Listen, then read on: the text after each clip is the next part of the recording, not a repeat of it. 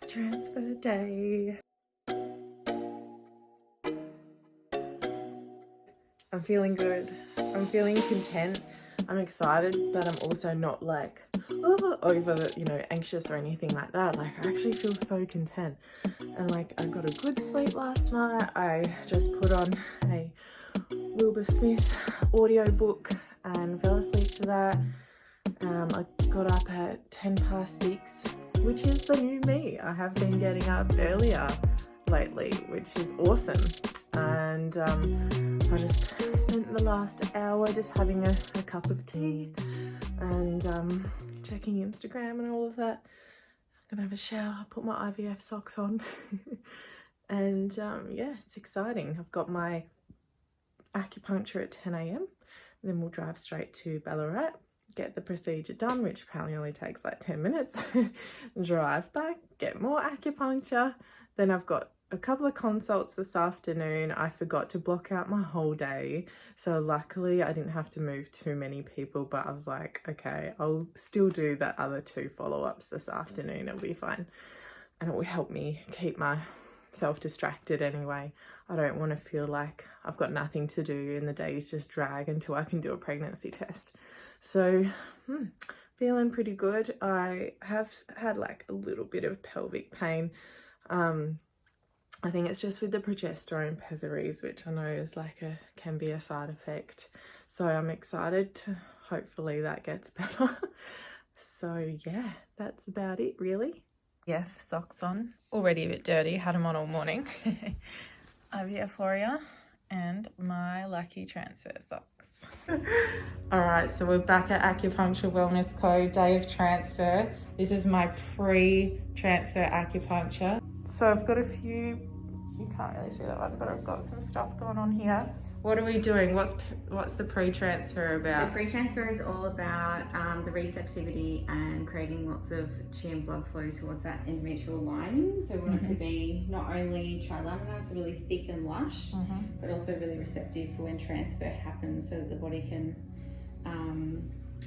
be really aware and continue all that it needs to do with little embryo that's coming in today. Awesome. And so why do we use this heat lamp? Heat lamp, increased chi and blood flow to lower abdomen. And in Chinese medicine, they talk a lot about the warm womb being really conducive to fertility. So we're making a really, really healthy space with lots and lots of blood flow there to support everything that's about to happen.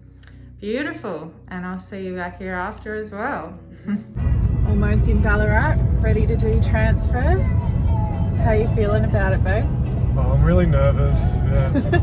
Just not sure what the doctor's going to do, where he's going to insert the embryo into me. Yeah, this is all about Ed today. I think we're only about 10 minutes off. Nice cruisy drive. Here we are, we've arrived at Ballarat IVF. So we were all ready to go and we were sitting in the waiting area, and it was 12:15 when transfer was ready to go, and then I get a phone call from Ballarat IVF, and I was like, this is weird, why are they calling me? I'm sitting in the waiting area. And they were like, so the doctor's running late, so you're gonna have to come back at 1:30. So that was a bit strange. So now we're off to get some lunch. Ed's not too happy. Yeah, it's not ideal, but you got to do what you got to do. I definitely emptied my bladder though, because I'm not holding on to that for another hour and a half. So we'll just go and explore Ballarat, but it looks quite pretty actually.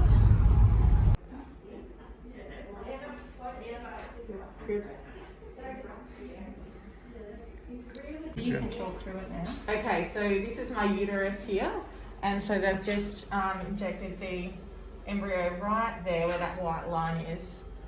So I'm now carrying an embryo.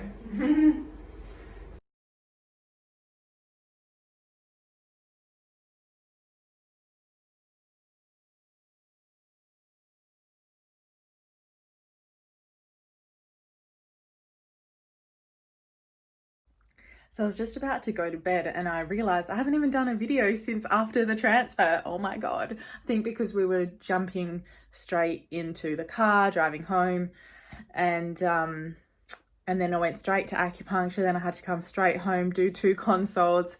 Didn't feel stressful at all though. Like I actually just feel super content, so good. Like it actually doesn't feel real. Like I just feel like I'm, you know, my normal self, which, you know, I am. And it's, sorry, cannot bloody get this phone to sit nicely. Let me just put this up here. So yeah, I mean, it's no different to how I was, you know, before the transfer, and don't expect to feel symptoms or anything different just yet. So, but it just doesn't feel real. Like I have to keep reminding myself that I'm pregnant until proven otherwise. That's what they all say anyway. And anyway, so it was interesting when they went in, you know, when I got into the room and they put the ultrasound on and had a look at the uterus. Like as soon as my uterus is up on the screen, the doctor was like, oh my God, look at that uterus. And then the ultrasound lady was like, oh wow, that's definitely a good way to end the day. And I was like, why? What's so good like about the uterus? And yeah, so they were just saying how, you know, it's a good quality looking uterus and nice and thick. I had a nice full bladder so they could really see what they were doing, which obviously would make them very happy. So that was very reassuring to hear that my uterus is looking good. And so they put the little catheter up there, I don't know, the tube thing that they put up there, and inserted the embryo, which we could see on the screen. And yeah, that was that really, and it was really easy. I thought I would get emotional, like I thought it would be like so overwhelming, and it wasn't. Like it just felt like I was like, you know, getting another scan, but my husband was there, which made it a bit more fun, you know. Like it was just, yeah, really cool. So yeah, and then went to my acupuncture session straight after, like when we got back to Geelong, and that was really nice and calming, and I just, yeah, felt super just level-headed.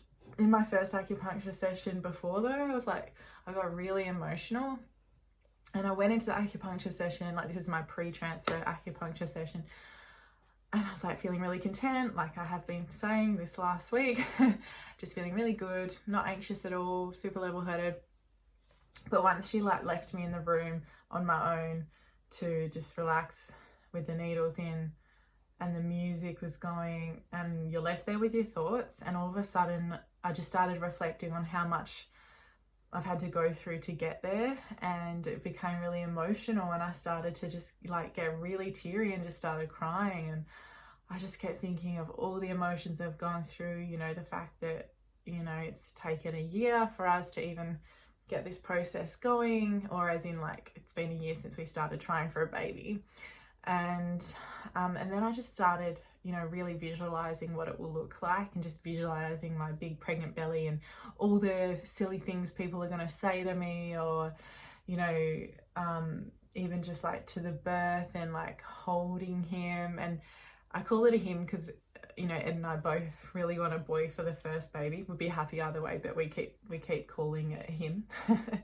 And yeah, and I just got so emotional just thinking about that whole future and how it's going to look. And, you know, I'm a big fan of like the law of attraction and really just embodying like what you believe is true. And it was just really nice to kind of live in that moment. But yeah, it was really emotional, but really nice at the same time. So now I have to wait until the 2nd of October, and today is the 21st, I think, of October. I have to wait till the 2nd of October to get my definitive blood test to confirm if I am actually pregnant or not. Tomorrow I have to go get my progesterone levels tested. Obviously it's really important to check those straight away right now to make sure that I do have enough progesterone to support a growing baby. I am still doing the Utrogestin pessaries 3 times a day. Pessaries are those that are inserted vaginally. You know, I find it really weird how many people are freaked out. Obviously being a naturopath, you know, it's really normal to me. I make pessaries for my clients. You know, pessaries are a part of naturopathic treatment for a very long time.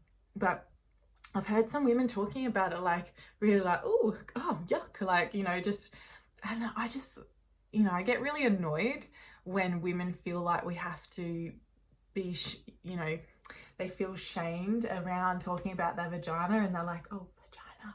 And it's like, come on, just say it, vagina, you know, like it's such an important part of our body and our health. And at the end of the day, the vagina is the reason why we live. Like, it is the reason why we continue to procreate and evolve. So, you know, I just wish that people were more comfortable talking about that kind of stuff, but here I am doing that myself.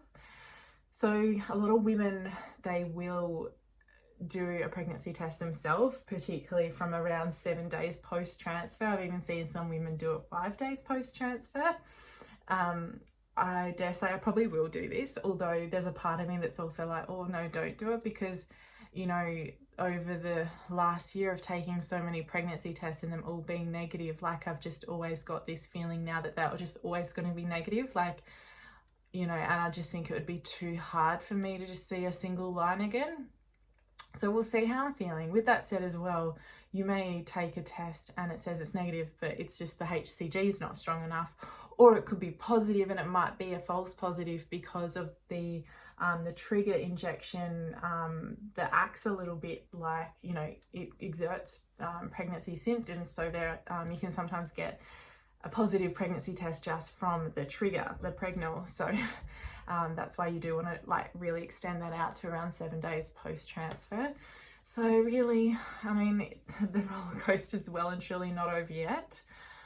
So I'll just have to wait. It's just the waiting game. Just have to keep myself occupied now. And my acupuncturist says that there's a study that shows that laughter actually has shown better outcomes for IVF success rate. So she said she's basically prescribed me laughter and comedy, so I have to watch lots of funny things. You know, I was thinking today how grateful I am for the support network that I have, because sadly there are so many women going through IVF who feel so alone. And, you know, I've seen in the groups that some people are actually trying to reach out and make connections because people in their family and their friends, one, they don't understand what they're going through. And I've even heard like some people have had nasty remarks made towards them, or, you know, they don't understand why they've had to go through IVF, particularly if their friend or family members have all fallen pregnant really easily. And like, I obviously, I still get that. Like, I get, you know, how hard it is when everyone around you does seem to just be falling pregnant really easily. But I'm also lucky that I do have family members who have gone through IVF. And I've also got friends who have gone through and are still going through IVF as well.